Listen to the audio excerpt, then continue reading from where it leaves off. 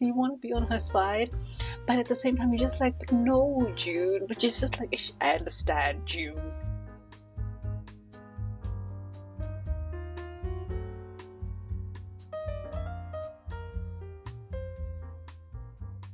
Hello you guys, welcome or welcome back to my channel. If it's your first time here, you are watching BookedonCharity. Welcome to my June to July wrap-up video.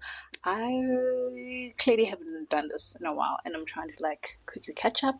So because I've read a lot of books in June, I'm trying to do it 2 months at a time and not do the quarterly wrap-ups that I've decided I was going to. So before we get into this video, remember to subscribe to my channel if you haven't done so already. Hit that like button if you enjoy this video at the end and share it with your friends and family. So let's start with some stats. I like stats. So I track my reading using the story graph. My Goodreads is very behind, so I kind of left that.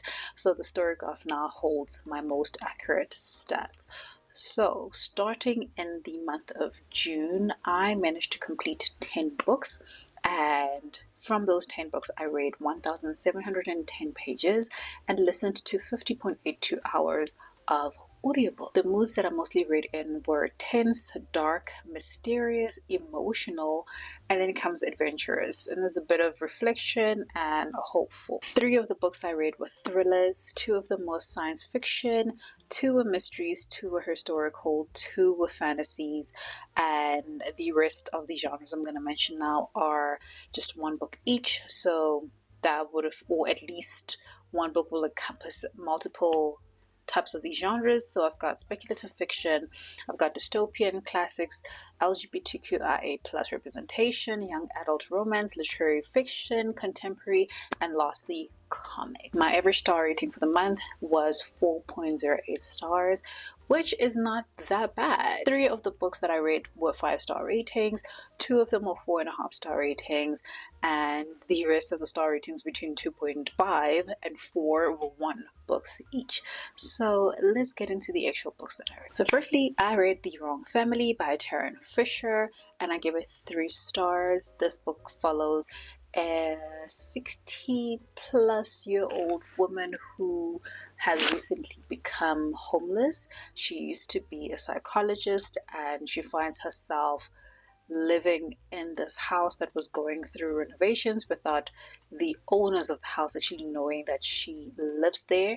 And she kind of starts immersing herself into this family's day-to-day dealings, and they don't even know that she lives there until she kind of finds out a bit of a secret and ends up blowing everything out of proportion, and her actions lead to people getting killed, people getting put into hostage situations, certain dark secrets being revealed. She was one character who was just like, oh my gosh, stop doing it. But initially you don't really know that she does not belong there, but you get the sense that this person does not belong here because they are kind of tiptoeing around. They're making sure not to make it aware that they are there. But yeah, I kind of liked it. It wasn't the best, so yeah, ended up on a 3-star rating. Next, I read The Priory of the Orange Tree by Samantha Shannon. This book was a standalone. Now there's a prequel sequel that I'm yet to read. I gave this book a 4-star rating. Obviously there's dragons in here, but my 4-star rating came about because the book is very long. This is a chunky book. We're following multiple characters. I think we follow about 4 characters, 2 female, 2 male. I absolutely enjoyed reading from the female's perspective. The male voices, not so much, but we are essentially in this world and queendom most of the time where they believe in their queens having this ability to keep the dragons away by continuously producing an heir for this queen, until one queen who cannot produce an heir, and they believe that because of that the dragons are going to come back. And there is one specific dragon that has caused chaos and created a war previously, and then there's people from other lands who actually believe in dragons, and they pray to these dragons. They are friendly with the dragons, and that's kind of like part of their religion, whereas the people in the kingdom don't really believe in dragons, and they look down upon anybody who does believe in the dragon. So one of the main characters we hear from, her name is Iyad, and Iyad is actually a spy sent to infiltrate the kingdom, but her mission is to protect the queen. And in the kingdom, they also don't believe in using magic. They feel like it's witchcraft, but where Iyad actually comes from, they pray to this orange tree that bears a fruit that will give them magical abilities. And the longer she's away from this tree, the more her magical powers are kind of like dwindling. But they don't know, obviously, that she's undercover. There is a sapphic romance in here. We have another character by the name of Tane, and Tane is from the east, where dragons are well known, dragons are revered, dragons are their gods, and she is on this journey to become a dragon rider. But one day she has an encounter with an outsider that puts her on a path where she no longer can become a dragon rider, and she is forced to live in a faraway land where she's not allowed to be near a dragon, and essentially becomes kind of like a scholar. But we find ourselves going through this journey where all these different people's lives are slowly coming together. And when I mean slowly, I mean slowly. They slowly come together. So it's a very, very long book. It's very slow. I did enjoy the storyline going through. However, I feel like the moment where it was supposed to like really hit hard, it did not hit as hard as I expected it to. And by the time we got to the fight scene of the dragons, it wasn't as punchy as I thought it would be, but otherwise it was a good read. I gave it a 4-star rating. And then I listened to the audiobook of Before I Let Go by Kennedy Ryan, and this is a second chance romance. It is with main characters that are over 30, which I absolutely loved. I gave it a 5-star rating because the writing was really good. I really loved the characters.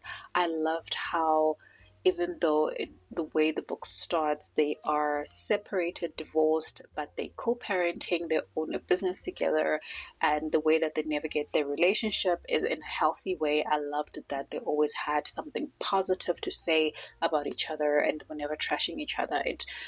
It's one romance where I felt like I can really relate to this. I could see this happening in real life, and I think I appreciated that a lot about the romance. You guys know how I feel about romance books. There was no third act breakup. I was so happy about that.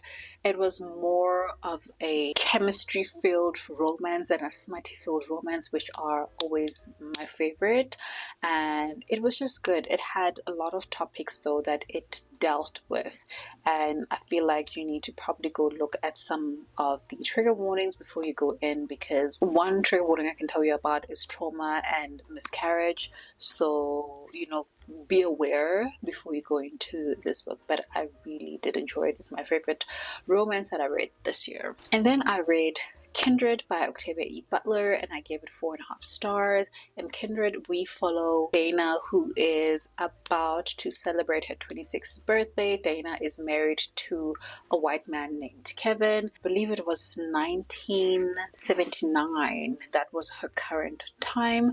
And while they're kind of like settling into their house, she's trying to be a writer. Kevin's already a writer.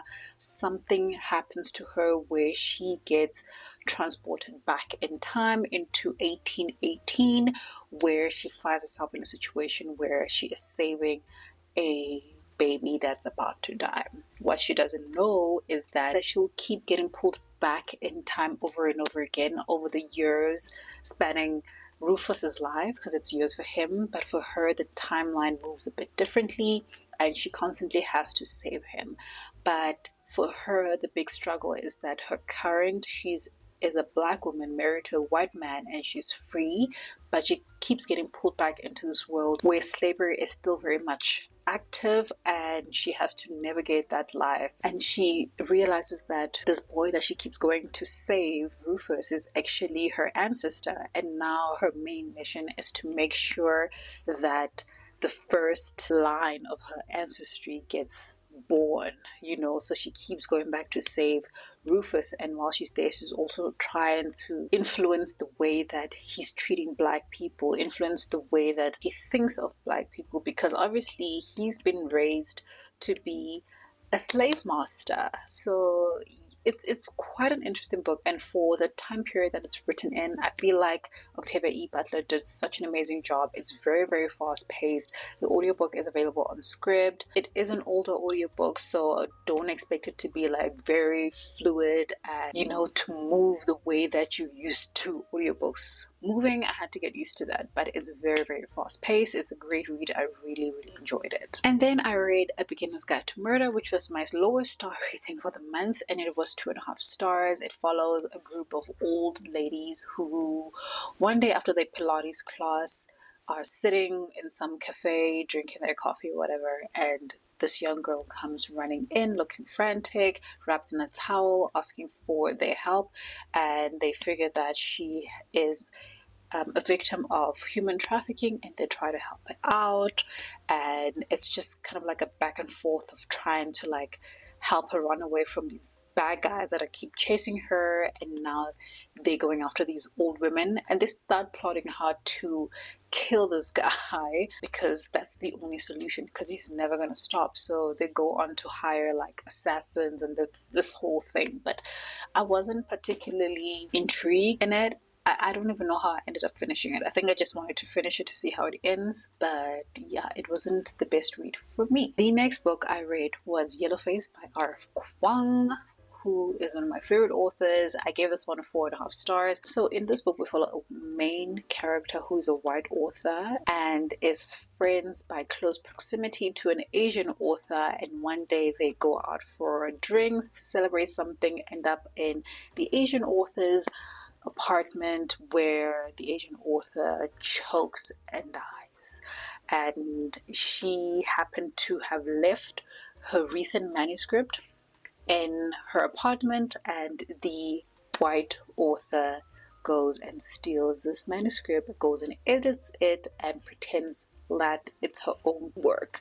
So in this book, R.F. Kuang tackles issues of the publishing industry. There's a lot of social commentary on that, and we see how the main character June, she just keeps going deeper and deeper into this hole where she's just making things worse and worse for herself, but at the same time they're getting better for her, because now she's taking credit for this amazing book, and now people who want more from her, and her own work wasn't getting the recognition. So she figured if she makes herself a little bit racially ambiguous, then she could fit right in. And there's a bit of mystery element in here as well. I think the thing about this book is that as you follow June and everything that she's doing to basically keep to this lie that this book is mine, I've done my research, I know what I'm talking about, she keeps digging herself in such a deep hole. But at the same time, the way she justifies it, you just want to be on her side.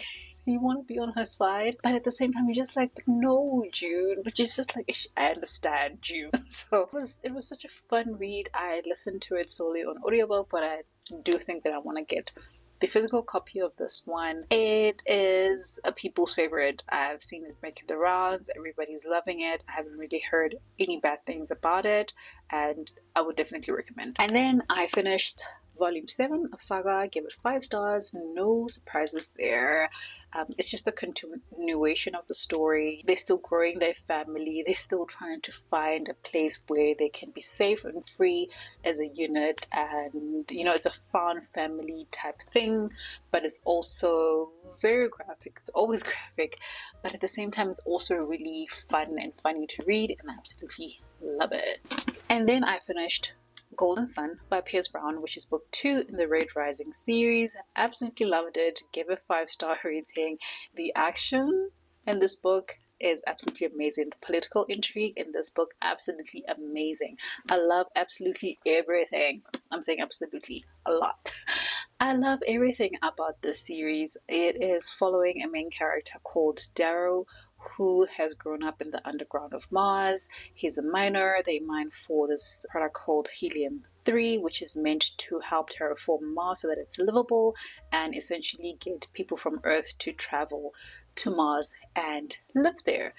But after a tragedy happens, he finds out that Mars has actually been terraformed for centuries and they've essentially been slaves all this time. So mission number one is to get revenge for the tragedy that happened, and also just to be like, I want to take back some of what you guys have taken from us, and I'm going to infiltrate your whole situation by pretending to be one of you. And it's so good. Book 1 has a school setting. Book 2, it's like they go to the next level. And here we also have a few fight scenes happening on spaceships in space. It's so good. It is so good. I absolutely love this. I love the audiobook of this series. Tim Gerard Reynolds does an amazing job of reading this book. Like the anticipation, the angst, the everything. Like I always say, this series has one of the best fighting scenes I've ever experienced, and there's like very few books where I'm just like, this fight scene is just so freaking good, I need to reread it again or re-listen to it again at a slower pace because I just need to know blow by blow what's going on. But I absolutely love Red Rising, so yes, I gave this one a 5-star rating. And then I read this book, Kills. This is by Ravenna Gabran. I gave it 3.5 stars. This is a YA thriller. So in this book, we follow a main character by the name of Jess. Jess goes to this elite boarding school, but she's there on a scholarship, and she is part of this extracurricular class where they meant to write a short story with a partner. She does that and they write a thriller, and then a murder ensues, and the way that this murder is carried out is the exact same way that she described in her thriller. So obviously she becomes suspect number 1, but at the same time she starts getting threats, so she stops being suspect number 1 and she goes into this journey to try and figure out who has committed this murder and why are they trying to pin it on her. I had a great time reading this one because I really enjoyed reading from the voice of Jess, but the plot twist wasn't that surprising to me, so this is why we ended up at a 3.5-star rating. And then the final book that I read in June is called The Lost Apothecary, and this is by Sarah Penna. I listened to this on audiobook via SCRIBD and I gave it a 3.75-star rating. In this book we follow 3 perspectives. One is for an older woman who owns said apothecary. The second one is a 12-year-old child. They are in the 18th century. And then in the 20th century, we've got a woman who has just separated from her husband because she found out that he was cheating on her, and she decided to go on their honeymoon by herself. And she ends up in London, where she finds herself being part of this activity called mudlocking, where you go literally to the edge of the sea by the mud, and then you dig for whatever treasures you can find, and whatever you find, you keep. And she ends up finding this little vial with a little bear sign on it. And when she does her research, she figures that it was part of an apothecary that is now lost. Nobody knows what happened to that apothecary. And she starts to go around doing her research, and then we keep going back and forth in terms of timelines, where we are in the 18th century and we're following this lady that owns the apothecary. So the interesting thing about this apothecary is that on top of her administering medicines to women, because she only treats women, she also administers poisons for these women to go and kill men in their lives that have wronged them one way or another. So the way that she meets this 12-year-old child is because this 12-year-old gets sent by her madame to come and collect a poison to kill her husband, because her husband has a tendency to touch little girls, and the madame has started to see the way that the husband is looking at this little girl, and she's tired, she's sick and tired of it, and it seems like it's something that has happened in the past. So this is how they meet, but this little girl goes back to this apothecary because once she administers this poison and this man dies, something starts happening to her and she thinks that she's cursed, and she believes that this older lady can do magic and she wants to fix what's happening to her through magic. And when you find out what is actually happening to her, it's a little bit sad because it's in a time frame where women don't have a lot of rights. Women at the same time are held in such high standards, and you're meant to be a certain way, act a certain way. And that also affected women being able to share certain information with each other. And this was kind of like the case with this girl. And she had so much shame with regards to what was happening to her that she didn't even know how to ask for help. So she kept going back looking for these magical remedies where if she could have just explained what was happening to her, she probably would have been able to find an answer. But they kind of like start creating this very strange relationship, friendship between this old lady and this young girl. And we follow the story like that. So it was kind of like interesting to listen to. I gave it a 3.75 stars. It wasn't the best read, but it was a nice book to listen to. Okay, and then in the month of July, I managed to complete 5 books. And from those 5 books, I managed to get 1,157 pages read in 18.8 hours of audiobooks. My mood in terms of reading, a lot of it was emotional, adventurous, reflective, mysterious, lightheaded, hopeful, and funny. 3 of the books I read were fantasy, 2 were from the LGBTQIA plus spectrum, 2 were science fiction, 2 were romance, 2 were contemporary, and 2 were comics. And then I read 1 young adult, 1 was a short story collection, and 1 was a literary fiction. My average star rating for the month was a whopping 3.2 stars. It wasn't a good reading month, not at all. So let's get into the actual books and see what went wrong. The first book I read is not where it went wrong because I read volume 8 of Saga. I gave it a 4-star rating. It wasn't the best one. I feel like it was the slowest one in terms of the story developing, but I still enjoyed it. This is also one that follows a tragic event with which I can't really speak about right now. I gave it a 4-star rating. And then kind of like where it went wrong was when I read The Secret Lives of Church Ladies, which I gave 2.5 stars. And a part of me still feels like, was that generous? I just don't know. But I landed on 2.5 stars because, number one, maybe this is a problem on my part, but I did not realize that I was reading a short story collection. It did not give this is where the story starts and this is where it ends, this is where I start the next one. Maybe because the theme was the same throughout all the short stories. I don't know, but it took me like the 3rd book to realize, oops, I'm actually reading a short story collection, because I'm just like, what happened to the other characters? And I felt myself being confused, and I'm like, okay, it's fine, let me move on.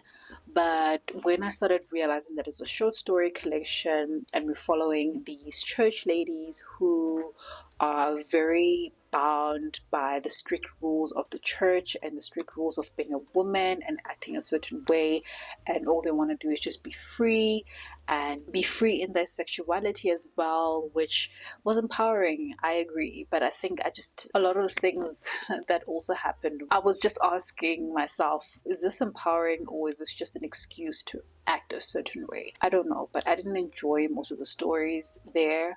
I thought of DNFing it, but it's such a short audiobook as well, so I just kept going. Maybe I should have stopped, but yeah, I didn't really enjoy it. And then I read Glint by Raven Kennedy, which is book 2 in the Plated Prisoner series. I actually really enjoyed book 1. I was really excited to get into book 2, only to find that it has second book syndrome, or whatever that thing is called, where in book 2 all of a sudden everything just slows down and you're just like, what is going on? And the answer is nothing, because nothing happened in book 2. Literally nothing happened from where we left off in book 1 to maybe let's say 80-90% of book 2.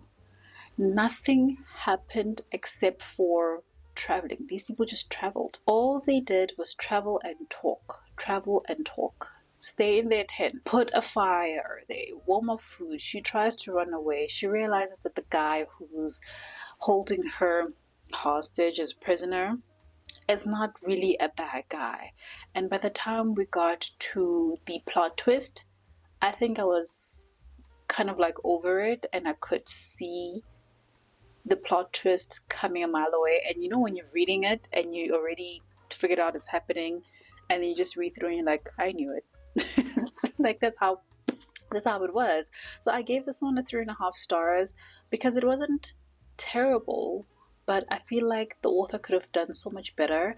I feel like we also wasted a lot of time in the main characters' heads. One character that I absolutely did not enjoy reading from is the queen. What's her name? Queen Milena. I just wanted to just skip every time we got to her chapters. It just felt too long, too unnecessary, too long-winded, and the author wrote in a way where the main characters were like in their thoughts for way too long, and I found myself forgetting what the scene was, and that happened. And I was just like, when she got out of the head, like the thought was like paragraphs and paragraphs long. And when she finally got out of the thoughts, I was just like, oh, we're still in this fighting ring. And I'm just like, yeah. So I gave it 3.5 stars. And because of this book, it has made me delay on picking up book 3, which is not good because I really want to get the series over and done with. And also it doesn't help that book 3 is over 500 pages. So I'm just like, I really hope you're not going to do what you did in book 2, because if I have to experience that in book 3, I'm probably going to DNF the series. So yeah, rant is over. The next book I read was Paper Girls Volume 1 by Brian K. Vaughan, who's the same author for Saga. I gave this one 3 stars because I was also confused. I didn't know what was happening. We're following these 4 girls who deliver paper in the 90s. And one day as they're delivering paper, they realize that the streets are really quiet and people have basically disappeared. And there's these aliens and people who are basically making their people disappear. And we don't know why. We don't understand the why. There's people from the future coming in and they find them, but they're speaking in a different language and you don't get translation on what they're saying. So I was confused. I don't know what happened. In the end of it, they got transported to the future, but I have no idea. I have no idea what the story is about. So I've given it a 3 star right now until I continue with it and see if it's worth me actually continuing with the series or not. And then finally I read Love Theoretically by Ellie Hazelwood, and this is meant to be a enemies to lovers. It didn't feel like that to me because the female main character was the one who is in this enemies situation by herself because the male character did not have any ill intentions for her.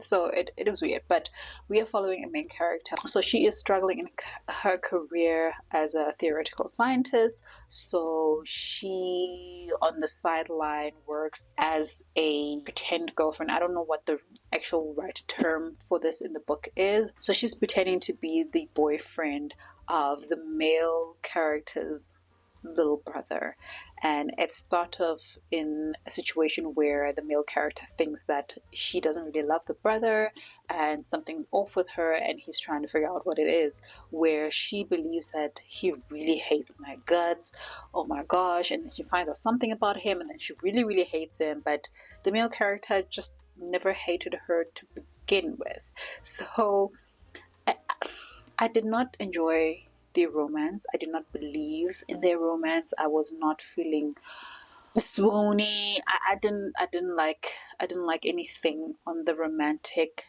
parts of this book. The one thing that I did enjoy was the scientific elements of this book, where she explained scientific things. I enjoyed that more than the romance itself. And another part that I think I enjoyed was that of the way the male character was towards the female character because she is somebody who struggles with diabetes. So I liked that representation in the book. Everything else, I didn't care. I honestly didn't care. But yeah, that wraps up my June to July reads. Let me know what you recently read. I'm not going to try and get you guys to remember what you read 2 months ago. I also had to use my story graph to remind me. So yeah, thank you so much for watching. If you've made it this far in the video, leave me a feather or fiery emoji for Golden Sun, because this was the best book that I read in those 2 months. Thank you so much for watching. Remember to like this video if you enjoyed it. Subscribe to my channel if you haven't done so already. We have already made it to 500 subscribers, which I'm so happy about. Thank you guys so much for supporting this channel. I'm really trying my hardest to also create this consistency, because I know I haven't been consistent before, and I'm trying to use October as a test to see how much I can push myself, how much content I can push. And I would really appreciate you guys watching my videos, liking my videos, commenting on my videos, and sharing them for your friends and families as well. Thank you again, and I'll see you guys in my next one. Bye.